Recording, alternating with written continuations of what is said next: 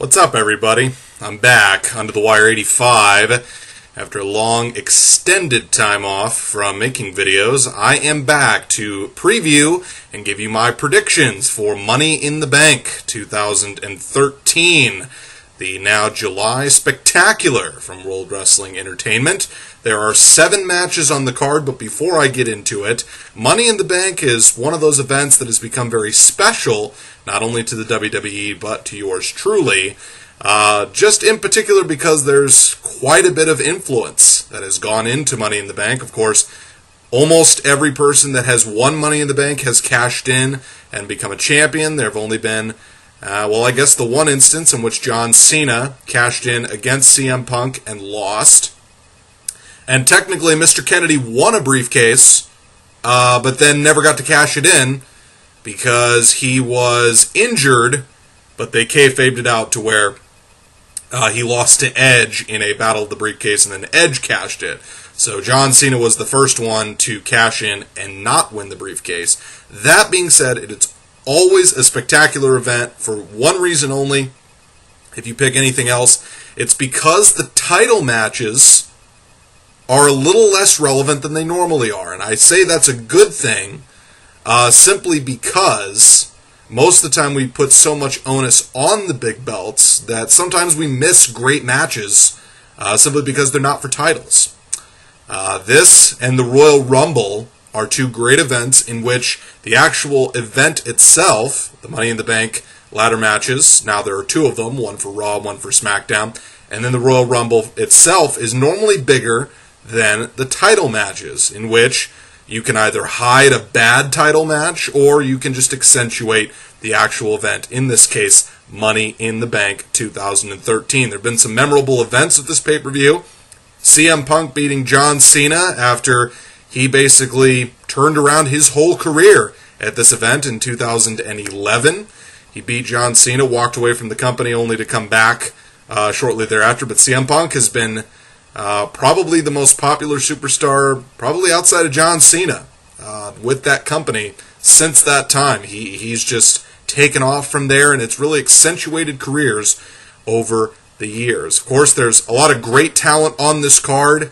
Now that there are specific people in charge, I think that the direction of this company is going in a great format here. And with that, 7 matches plus a pre-show match, or as they call it now, a kickoff, are scheduled. There are a few changes, and I realize this is a bit early. Normally I would post this on a Saturday. You can check this out at UnderTheWire85 on YouTube, or of course, Ross Williamson. You can also find that on YouTube. That is where you can find these videos and any of my old videos concerning WWE and TNA. I won't make many excuses for myself. Simply, I'm back, and I plan on being back. I've said that before, but I really want to get back onto doing this because I enjoy it, and for those of you that are watching it, I really appreciate your viewership. That being said, we have a Money in the Bank card that, quite frankly, I'm very excited for. I might purchase this on DVD when it comes out. I did have, or I should say on DVD or Blu-ray, depending on if I have another Blu-ray player by then. That being said, I have Money in the Bank 2011. 2012 was good. It just wasn't as good as 2011. This year, I think we could have a very unique Money in the Bank simply because of how much talent is on this card. And it doesn't feel like they're getting smushed onto the card. It just feels like there's just a lot of good talent. We start off with the Money in the Bank kickoff show. Oh, by the way, I'm wearing my Antonio Cesaro shirt. 1, because he's on a pay-per-view, and 2nd, because he actually won a match on Raw, which is incredible. And even though it makes absolutely no sense that he's paired with Zeb Coulter, I don't care, he's on television, and I'm proud of it. So Antonio Cesaro is actually in a match that matters. Probably won't win, but that doesn't matter. He's super talented, and he's on the card. WWE started their pre-show, calling it the kickoff. And I've read on several different blogs and podcast sites that WWE really tried to put an onus on this to make it feel like, hey, this is a pre-show, we're really going to gear up for it, make people excited to watch it on YouTube or on Xbox Live or however you get it. And I think it's working so far. We've had some great matches. Sheamus and Damian Sandow, I believe, was the last kickoff. That was for Payback. that was a great one, and this one has the opportunity to also be a great kickoff program. So we start with it. The Shield, Seth Rollins and Roman Reigns. By the way, if I look off to the left a bunch, it's because the card is on that side. That's where I'm reading from. 7 matches plus a kickoff match. The Shield, Seth Rollins and Roman Reigns versus the Usos for the WWE Tag Team Championships. How did we get here? Well, the Shield, they've been champions for a few months now, and they've been doing very well on television. They did lose a 6-man match that didn't involve John Cena. Rollins, Reigns, and Ambrose lost to Christian and the Usos. Thought we were going to see a Christian Ambrose United States title match. That is not to be, and that will be explained later. But the Usos are getting their shot to face the Shield. Now, that being said, the number 1 contender slot for this match were the following 3 teams, if you haven't been paying attention. Tons of Funk, that being Sweet Tea and Brodus Clay. 2 members of the 3-man band, hilarious, but they're a jobbing team. And the Usos, who have been jobbing for pretty much the majority of the time they've been back. That being said, the Usos pick up the victory. They have a match here against the Shield. And quite frankly, this would be a catastrophic mistake if the Shield lose the belts. There was a little bit of trepidation when they put the belts on all 3 members of the Shield. If you're going to take them off belts, it has to be for a reason. They have no reason to take the Shield off the tag belts, which is why you will believe in the Shield as they will retain the WWE Tag Team Championships. That being said, I will go down the card here as to the importance of the matches. So I will start with the Divas match. Sorry, but WWE still doesn't have a onus on it. So that being said, it is AJ Lee versus Caitlyn, which this whole time we're supposed to believe that AJ Lee royally screwed over Caitlyn to become the champion, and Caitlyn's just this underdog trying to fight back against AJ Lee, who for the longest time, well, she wasn't wrestling. She was a general manager, who is now Brad Maddox. I won't get into that because this is a predictions thing, but AJ Lee was a general manager, now she's a Divas champion. That tells you how weak the division is, even though they are trying to build it back up. Quite frankly, they have no reason to take AJ off the belt. I could see a title change here, but honestly, it's much more beneficial with the face chasing the heel. So I will say AJ Lee retains in a very short match. I'm sure Big E Langston will come out in a Hawaiian shirt, which is hilarious, by the way, and distract the ref or have Caitlyn lose, and AJ Lee will retain. By the way, it's really weird how now Dolph Ziggler is a face and he can't come out with AJ Lee and Big E Langston anymore because they're heels. That just... Anyway. That's a whole nother topic for a whole nother day. Apparently now they just don't hang out, even though... Storyline! Anyway. Curtis Axel versus The Miz for the Intercontinental Championship in a match that rarely anybody cares about. Quite frankly, because The Miz is awful and is not must-see TV and is really kind of boring as a face, facing off against a guy that is being pushed as the Paul Heyman guy that nobody cares about. Oh, that's sad. I actually think Curtis Axel's got a chance to be somebody. Maybe not a great talent, but he's got Paul Heyman, and some people doubted Brock Lesnar at first. I'm not saying Curtis Axel's going to be Brock Lesnar, and I'm not saying he's going to be his father, but at least it's not Michael McGillicuddy, for God's sake. Curtis Axel wins. They have no reason to take the belt off him, and The Miz is just boring. Even though Curtis Axel needs some help on the mic, if there's anybody that's going to help him, it's going to be Paul Heyman and Zeb Coulter. Or Dutch Mantel, for any of you that didn't know that. Those two guys can help guys that can't talk because they've been around the business and they're beneficial to the business. So if Curtis Axel's going to do anything right, now's the time to do it. Chris Jericho, Y2J, facing Ryback, or as many people call him, the Ryback. And no, he doesn't rule, he's just not watchable right now. Jericho can make a mop, a dustpan, and a 2x4 look good in a match. That's how good Chris Jericho is. That being said, Chris Jericho is always known for putting guys over. I don't think the WWE is quite ready to completely bury Ryback. He was viable as a character. I mean, even though they had him in squash matches and then he lost like 8 pay-per-view events in a row, I just don't see this guy being jobbed out for a while. I mean, maybe, but they pushed him. And they even gave him Ryback rules. And even though he's boring and he's just whiny now, I just don't see a point for Chris Jericho to win this match, especially since, if the rumor is true, he's going back on tour. So, Ryback wins. And, I don't know, gets to go home and eat a sandwich with Al Snow. Oh, wait, he's in a different company. Watch that interview of Al Snow on Ryan Reeves, and you'll catch that joke. Wow, I can't believe the 2 title matches are less important to me. That's what happens with Money in the Bank. The 2 Money in the Bank matches are more important than the 2 world title matches. Alberto Del Rio faces Dolph Ziggler in the rematch, in which Dolph Ziggler cashed in Money in the Bank, and then, like 2 months later, after he missed a pay-per-view because he had a concussion, thanks to Jack Swagger's no-talent ass, I'll get there. Dolph Ziggler gets his rematch against Alberto Del Rio, who turned heel because he kicked Dolph Ziggler in the head.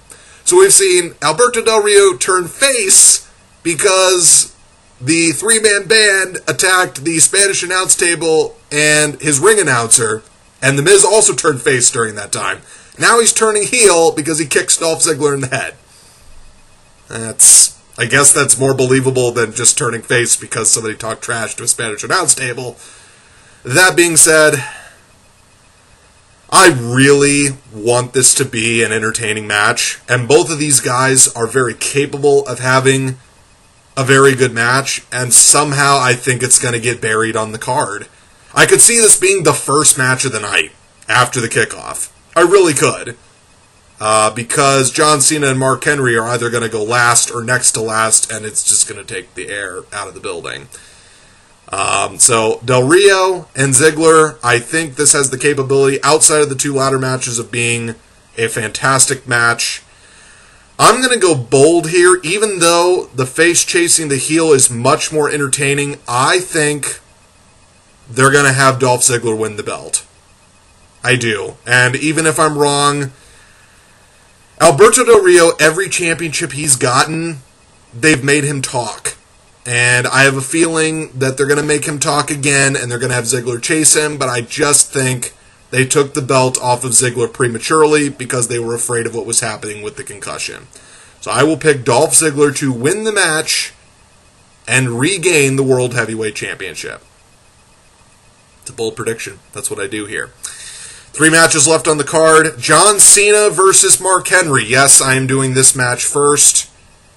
No, you know what? I'll do this after the Raw Money in the Bank. I changed my mind because the most anticipated match I'm saving for the end. That's right, the SmackDown Money in the Bank match, which I was more anticipated for that back in 2011, except for the CM Punk Cena match. But, I don't know. SmackDown, to me, just has the better product this time around. Plus, it's got this guy. Raw Money in the Bank match. CM Punk, Daniel Bryan, Randy Orton, Sheamus, Christian, Kane, and Rob Van Dam, the returning Rob Van Dam, from Total Nonstop Action. Signed a contract, and he is in the match. He will be re-debuting on Raw after about 3 years of people asking whether he was retired or not. I love TNA, and yet the comment of him being in a 48-second video making him more relevant than he ever was in TNA is, oh, so true. Total Nonstop Action, Impact Wrestling, you've got some work to do. Now, the only wrinkle in this is that Kane was attacked on Raw by the debuting Wyatt family. So the rumor is that Kane will be kayfabe injured for this match, and we will see somebody take his place. There are several rumors going around. It might be Brock Lesnar. In fact, I would not be surprised if it is Brock Lesnar. Because they are dubbed the All-Stars. And I looked through the roster, and there are only a few guys it could be. I would love to see Kofi Kingston, but he's just not what I would consider an All-Star. He's also not a world champion. CM Punk, Daniel Bryan, Randy Orton, Sheamus, Christian, and Rob Van Dam have all been world champions. I'm going to go with Brock Lesnar. So, now I have several choices to go with. I think if it is Brock Lesnar, even if it isn't Brock Lesnar, I don't see CM Punk winning his third Money in the Bank match. Quite frankly, he just doesn't need it. Sheamus, I don't think, is at that point where he's high enough profile to win this match. That being said, I mean, he's got all the commercials, and he is the number 2 babyface in the company, but I just don't see it as a benefit. Christian, I don't see that being a viable option either, simply because he's near the end of his career, and I just don't see it happening. And quite frankly, I know I'm going to get slack for this.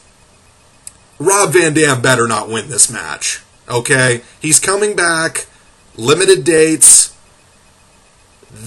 He'll threaten to win the match, but I don't see him winning the match. So it really comes down to Daniel Bryan or Randy Orton. And the reason why I say those two is because Daniel Bryan's got all the momentum, and he seems to be getting the huge push from the crowd for WWE to push him so that Daniel Bryan faces John Cena. That's the match people want to see, is Daniel Bryan, John Cena. That being said, I've been waiting for Randy Orton to turn heel. I've been waiting for Randy Orton to be relevant. And I've been waiting for Randy Orton to not look like he's bored out of his mind. And since it doesn't seem like WWE is completely confident that Daniel Bryan can be the next huge superstar of this company, I'm picking Randy Orton. I'm picking Randy Orton. And maybe he'll be relevant and interesting again. And I think he needs it. But if Daniel Bryan wins, I won't be upset. Because the guy deserves it. And he's been great. And he's just the guy. He is. And I would love to see him and John Cena do a program. I just have a feeling they're going to have Orton win this match. It's just a feeling.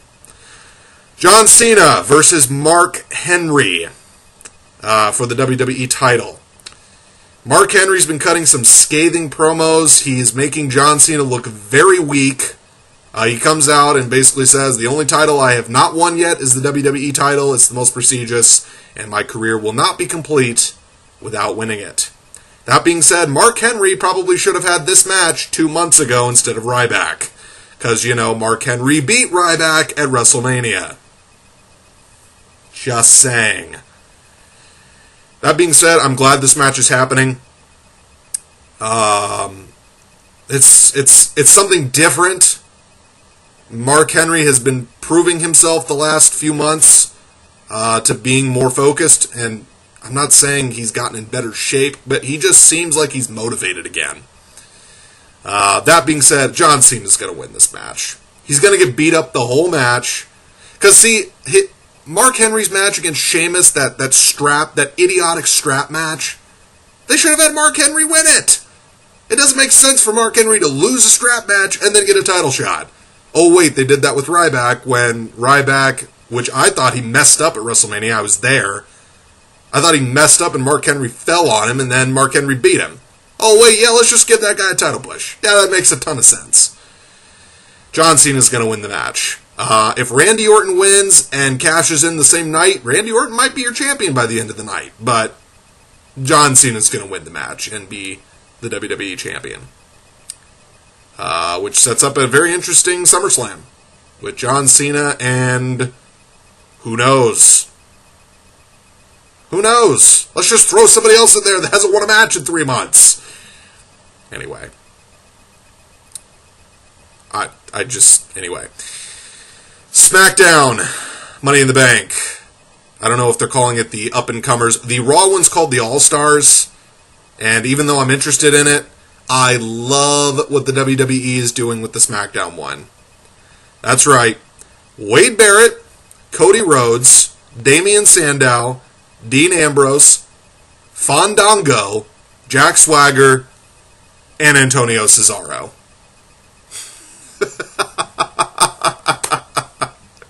I love it. Why? None of these guys have been established. None of them have had huge pushes. Some of these guys, people are waiting for them to break through the glass ceiling. And quite frankly, this might be the hardest match to pick. Because, quite frankly, there's only one guy that I would pick to not win this match, and yet the last time I picked him not to win a Money in the Bank match, or gave him absolutely no chance to win it, he won the damn thing! That was Jack Swagger. I was at that WrestleMania in Phoenix, and I almost threw something at the ring or at a security officer, and I almost got thrown out, because that was god-awful. And we know how Jack Swagger's panned out since then.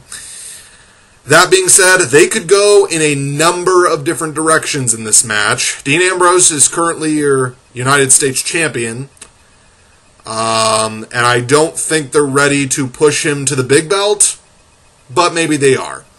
Fandango lost a lot of momentum after the few weeks after the Raw in New Jersey after WrestleMania, so I don't think he's very viable. Jack Swagger and Antonio Cesaro are just again getting their feet wet, back on being relevant. Jack Swagger got arrested again, which is why I really think he has no chance. But that being said, anything's possible. Damian Sandow and Cody Rhodes are two very interesting options, as well as Wade Barrett. Somehow, this is how I picture the match going. Damian Sandow and Cody Rhodes are going to have a shot to win it. They're going to blow it. They're both going to get screwed out of the title, and somebody's going to win it. And I'm making my bold prediction now. Finally making his way to the big time. Almost, well, how long has it been? Gosh, it's been a while. He feuded with a bunch of the top guys. He was a prominent member of a power group for about a year, and then he got hurt, and he's slowly coming back, and now I think if they're ever going to push this guy, this is the time to do it. Wade Barrett is my pick to win the SmackDown Money in the Bank match. Simply because he's great on the mic, he's great in the ring, and quite frankly, like I said, if they're gonna push him, it's gotta be now. So Wade Barrett is my pick, and I'll be very happy if that happens. In fact, if anybody but Jack Swagger or Fandango wins this match, I will be absolutely thrilled. Because then we'll have essentially a new budding superstar. Because they'll probably be world champion. Dolph Ziggler had that. Took him a while to cash in, but he is a superstar. He is. So I'm very excited for any of those guys to win that match. Quick review of my picks. Pre-show, or I should say the kickoff to Money in the Bank. I'm picking The Shield to retain their WWE Championships over the Usos. I am picking AJ Lee to retain the Divas Championship over Caitlyn. I'm picking Curtis Axel to retain the Intercontinental Championship against The Miz. I'm picking Ryback to rule his dominion over Chris Jericho. I am picking Dolph Ziggler to be the new World Heavyweight Champion. I am picking John Cena to retain his WWE Championship. And for the two Money in the Bank matches, I am picking Randy Orton to win the All-Star match on Raw for the Raw briefcase or for the WWE Championship. And I am picking Wade Barrett to win the SmackDown or the World Heavyweight Money in the Bank briefcase. Hope everybody enjoyed this predictions page. I'm sorry I was gone for so long. I plan to be back. I plan on watching this pay-per-view. And again, you can check it out at UnderTheWire85 or at Ross Williamson at YouTube. Hope everybody enjoys. Take it easy, everybody.